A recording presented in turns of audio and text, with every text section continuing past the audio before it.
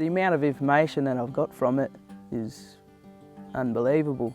My personal opinion was that I was very anti anybody using substances. I think when I reflect on this whole program, I've learned so much, and it's been so useful in the work that we do every day with our young people.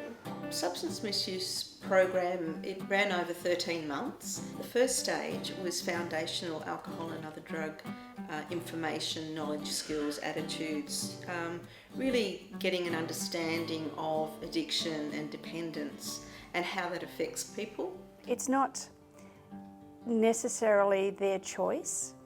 It's because generally they've been through one, if not many, traumas as children and as young adults. Me learning that, I could actually see people who have addictions or who are misusing substances. I saw them in a completely new light. I understood where they were coming from, and because of that new understanding, that then caused me to become non-judgmental.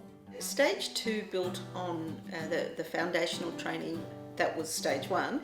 We looked at more complex cases, more complexity around mental health and drug and alcohol, and doing really thorough assessment. We looked at motivational interviewing. Being really aware of sitting with silence when you're working with a young person, and not underestimating the powerfulness in having a positive connection and a positive interaction with somebody, and then working from that point to maybe address their substance misuse issue. SMP has really helped me have the confidence in contacting some of the other providers of services to make referrals for people with complex barriers. Stage 3 was really about the transfer of that knowledge, of the knowledge built in stages 1 and 2, transferring that into the workplace. Another issue that we really looked at is when you have aggressive clients come in, and a lot of us will try to placate and will try to make things better for them without really looking at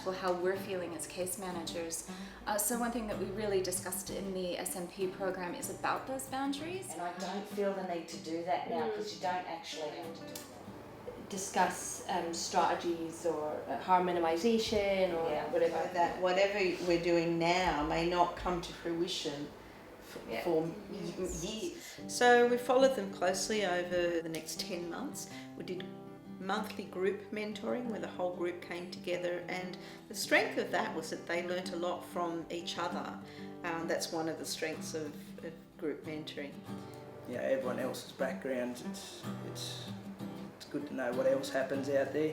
They also got monthly one-on-one mentoring with a clinical psychologist, and that was beneficial for people who maybe didn't feel as confident to speak up in the group mentoring, and it also gave them the opportunity to spend a whole hour together with a skilled clinician to talk about their cases and also what they brought to the cases. It's changed me how I look at each individual now.